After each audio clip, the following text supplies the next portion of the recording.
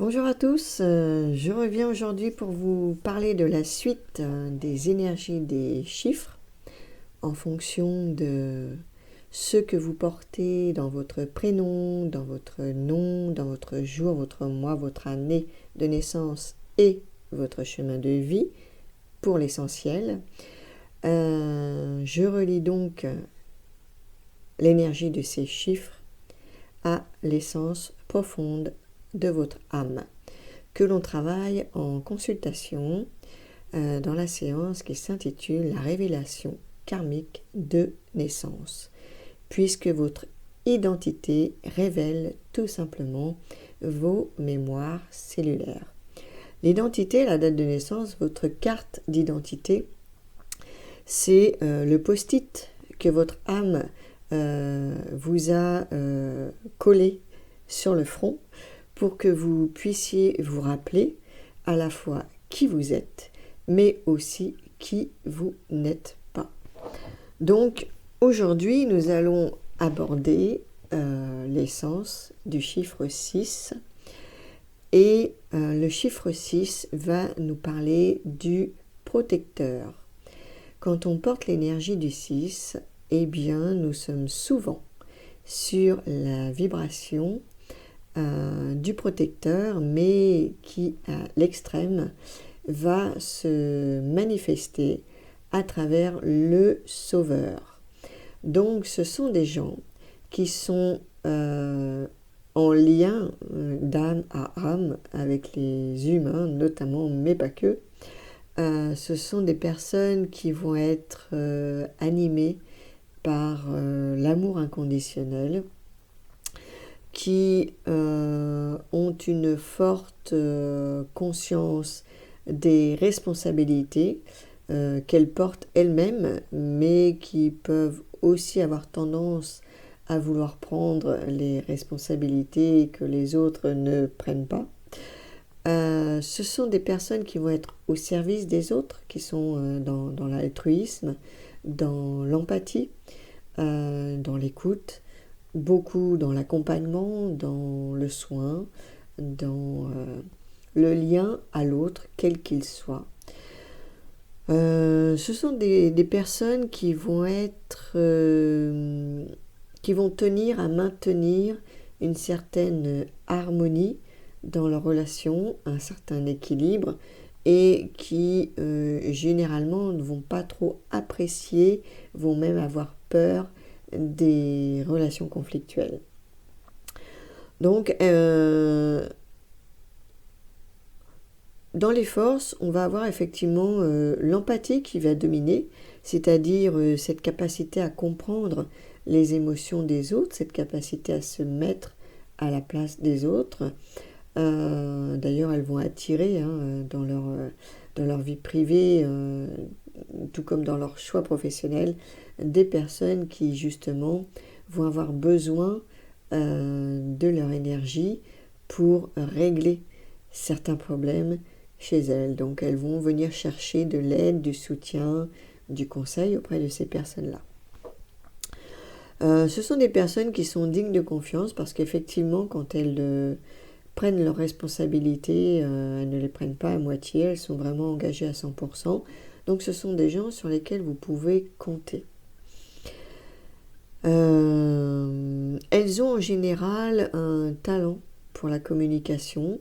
Elles peuvent servir également de médiateurs entre les personnes et elles ont cette capacité en fait à trouver aussi les mots justes pour pouvoir guider quelqu'un, pour pouvoir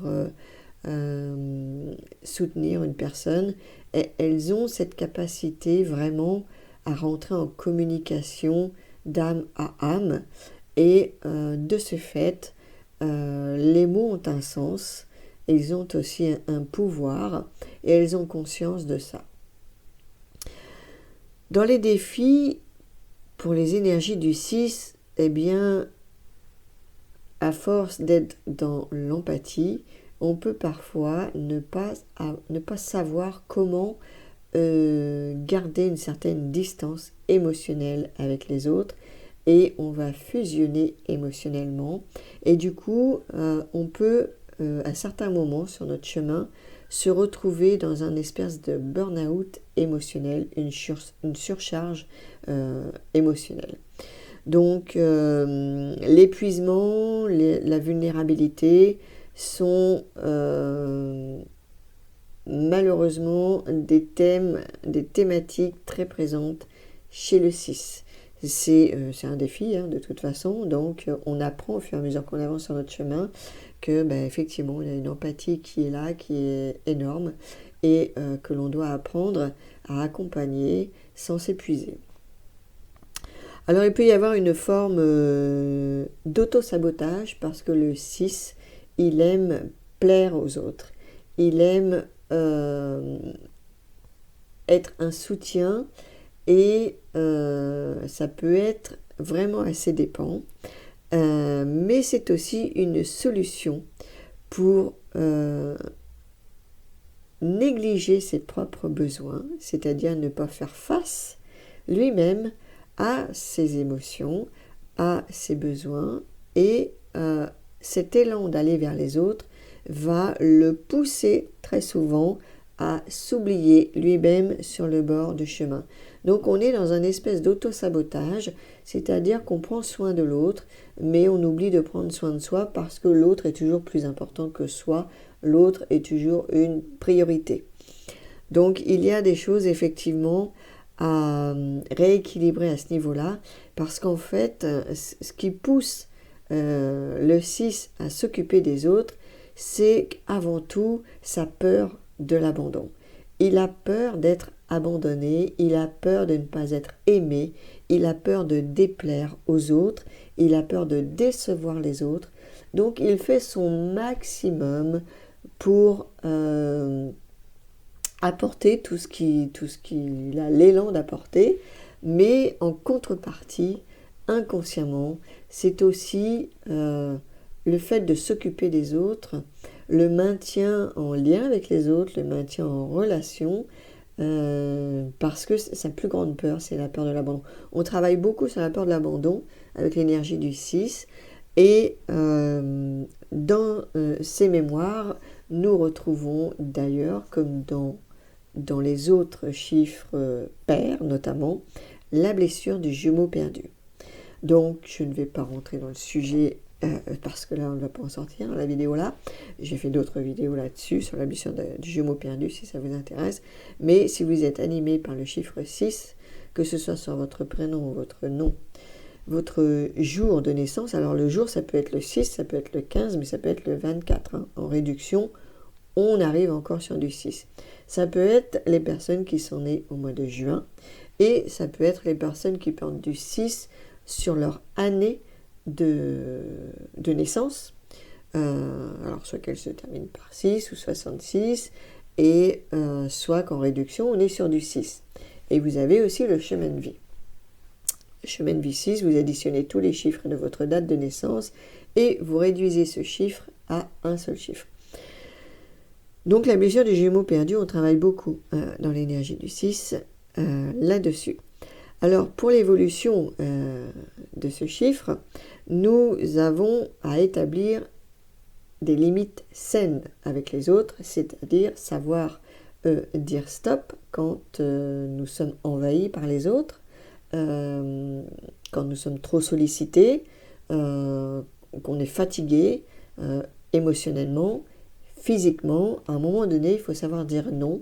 Pour se ressourcer, il faut savoir dire stop aux personnes qui sont toxiques, notamment puisque le 6 va attirer aussi évidemment des personnes toxiques, des personnes qui vont vibrer sur la posture de la victime notamment, mais pas que. Il va attirer aussi les personnes qui sont sur la posture du persécuteur. Parce que le 6, lui, il est sauveur.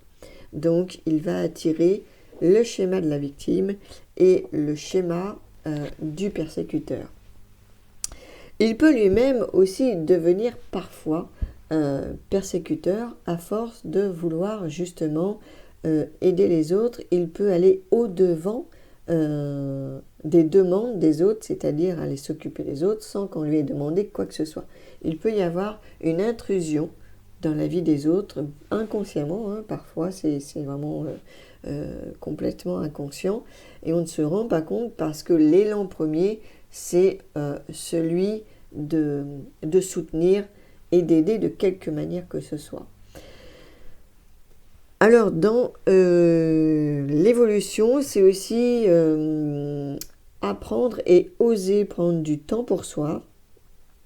Quand on dit non parce qu'on n'est pas disponible, ce n'est pas une question d'égoïsme, c'est une question parfois de survie, parce que quand on a dépassé nos propres limites, eh bien, le burn-out fait souvent partie du chemin.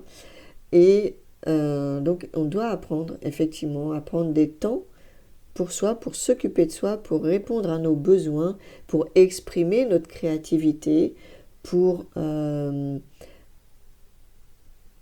tout simplement profiter de la vie, quoi, hein, quelque part, et profiter aussi de notre entourage, de nos amis, sans forcément être à la place de l'accompagnant, juste être dans le partage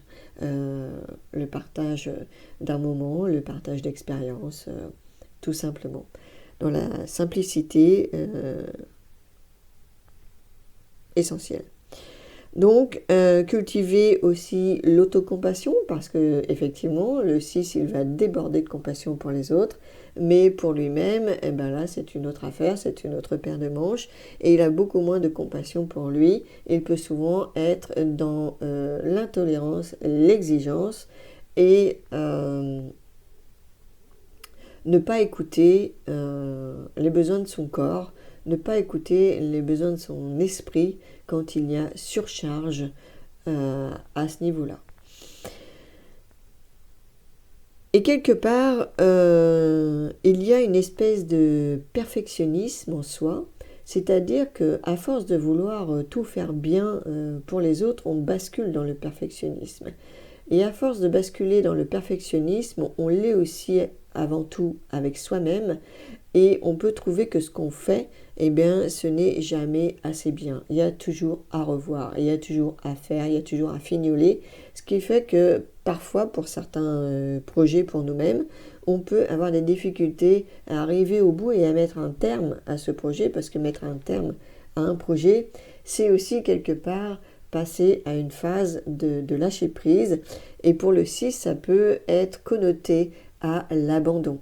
La fin de quelque chose, c'est un abandon, et ça peut être compliqué à finaliser certaines choses, à mettre fin aussi à certaines relations quand elles n'ont plus lieu d'être, ou quand elles deviennent néfastes ou toxiques, injustes pour nous. Eh bien, il faut savoir mettre un terme aussi aux relations quand c'est nécessaire. Dans les comportements négatifs, alors j'ai noté quelques petites choses. On va avoir un contrôle excessif sur les situations ou les personnes.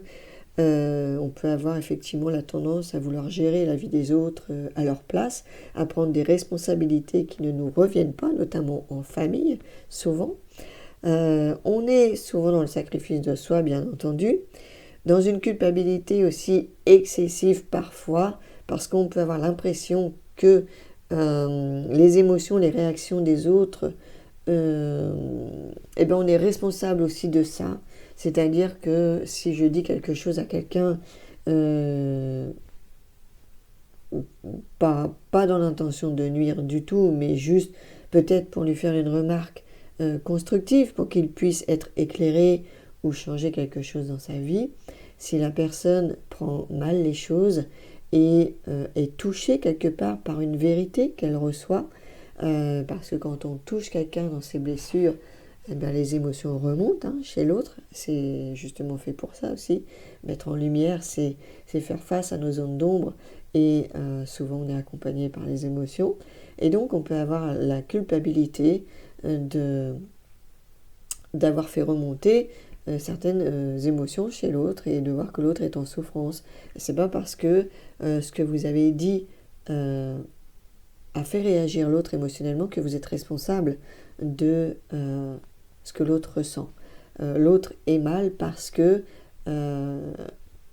vous avez mis le doigt sur une blessure que cette personne doit prendre en compte qu'elle doit prendre conscience, qu'elle doit libérer et qu'elle doit en tout cas faire quelque chose pour se sentir mieux par rapport au sujet sur lequel vous avez mis le doigt.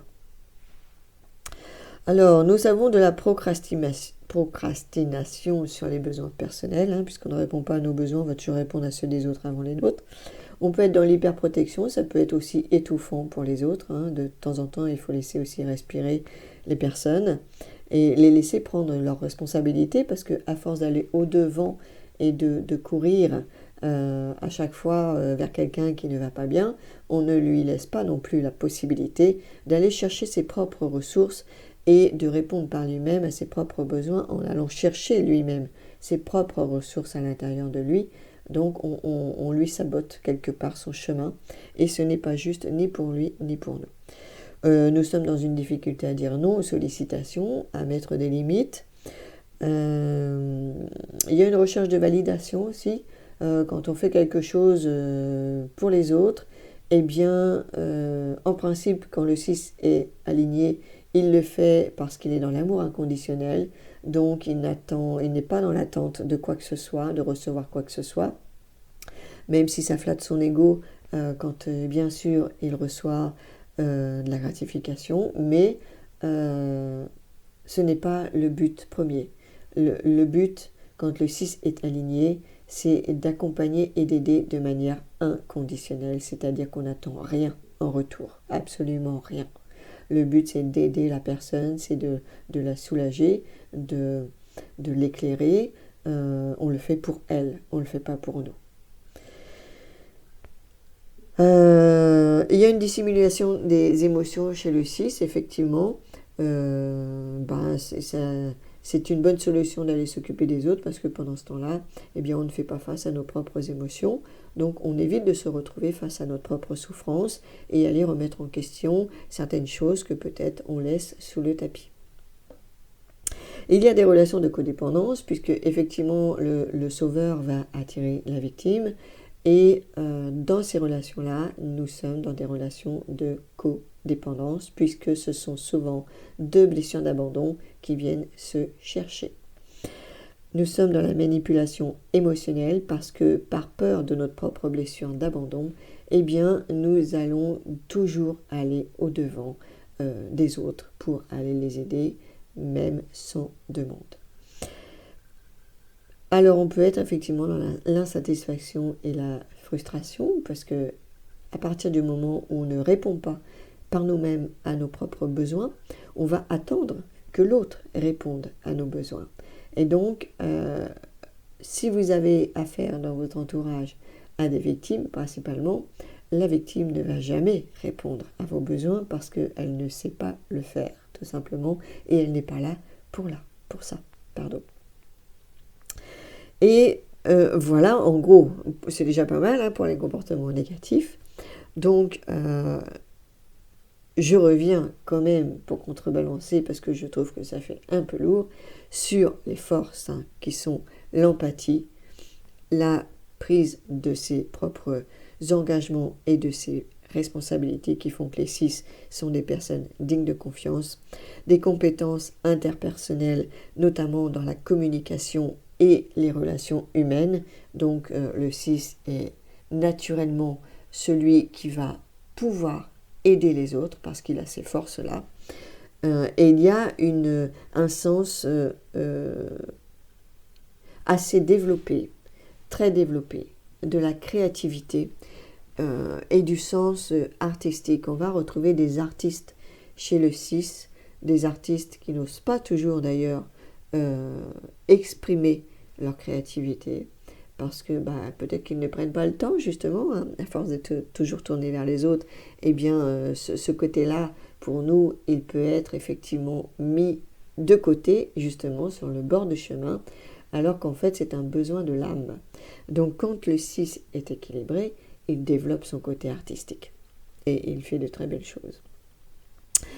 Dans les mémoires, donc j'ai parlé de la blessure du jumeau perdu, on peut parler des mémoires de soutien de famille, c'est-à-dire qu'on a pu être un pilier dans une autre vie pour la famille, et du coup dans cette vie-ci, on a tendance à continuer à jouer ce rôle, mais on le joue toujours dans le sacrifice. Et là, il y a des mémoires, effectivement, à les libérer à ce niveau-là.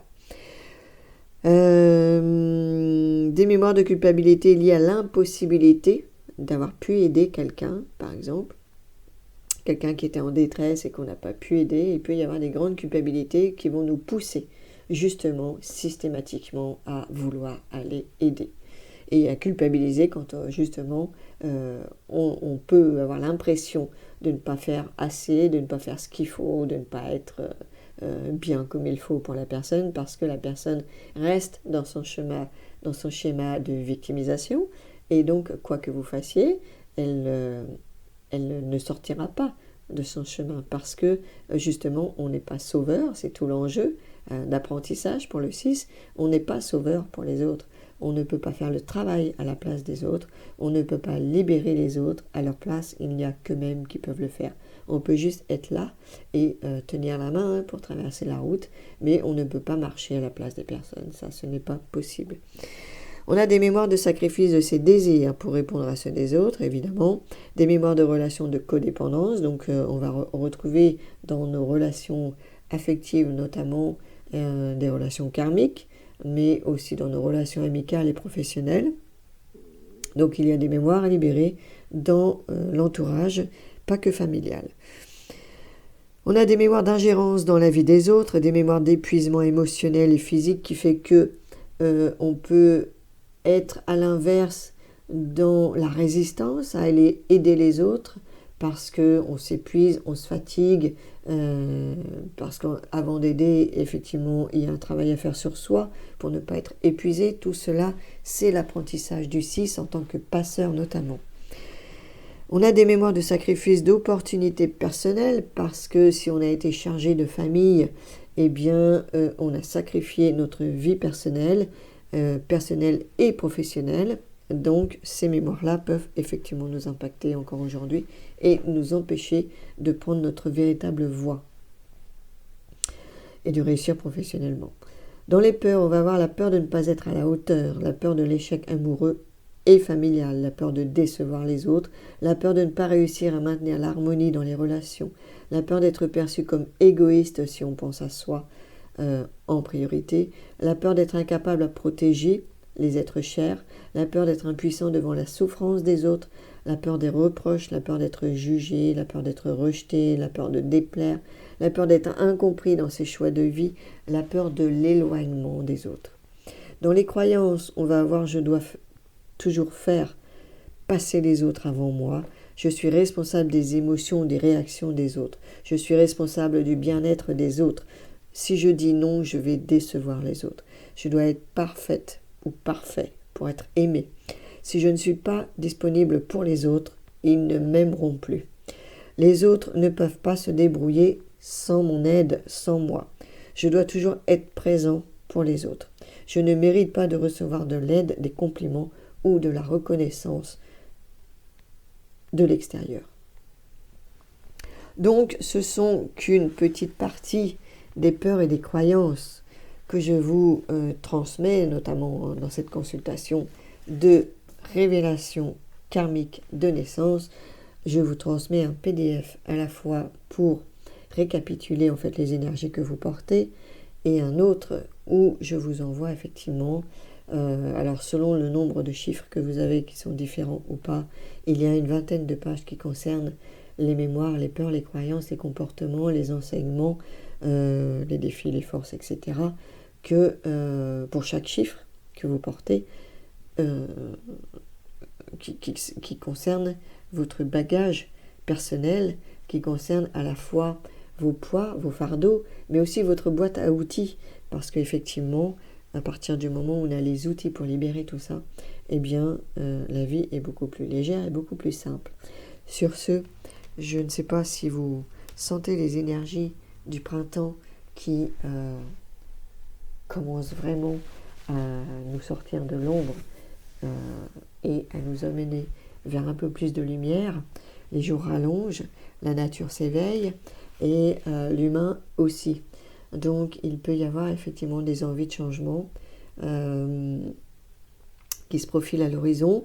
Le mois d'avril va être assez sportif, il va y avoir de l'action, à la fois collective et personnelle, donc il peut y avoir des envies de bouger, des envies de changer, des envies de trier, voilà, de dépoussiérer certaines choses, de faire du ménage, le ménage de printemps.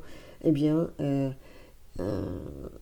profitez de ce printemps justement pour faire le ménage aussi à l'intérieur de vous, parce que c'est la bonne saison. Vous allez avoir à la fois l'énergie de le faire, l'envie de le faire, donc profitez-en, parce que ça va vous alléger pour le deuxième semestre de 2025 qui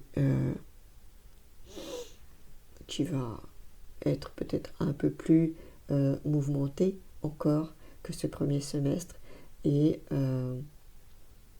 c'est bien de poser les bases pour avancer avec beaucoup plus de stabilité, de sérénité et d'apaisement par rapport à certaines énergies qui sont un peu plus lourdes. Eh bien, à vous de trouver le moyen d'augmenter votre taux vibratoire, et la libération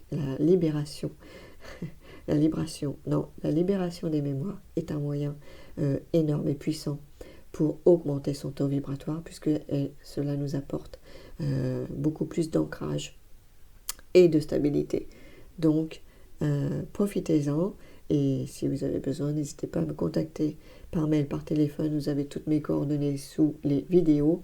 N'hésitez pas aussi à partager si ça peut intéresser dans votre entourage toutes ces informations que je donne avec beaucoup de plaisir. Et nous nous retrouverons pour l'énergie du 7 très prochainement, avec aussi grand plaisir. Voilà. Et ben, je vous souhaite une douce journée, une belle soirée. Prenez bien soin de vous, c'est important. Les 6, vous avez bien entendu le message, vous allez être sollicités. Donc, prenez bien soin de vous avant tout. Ciao, ciao, et à très bientôt.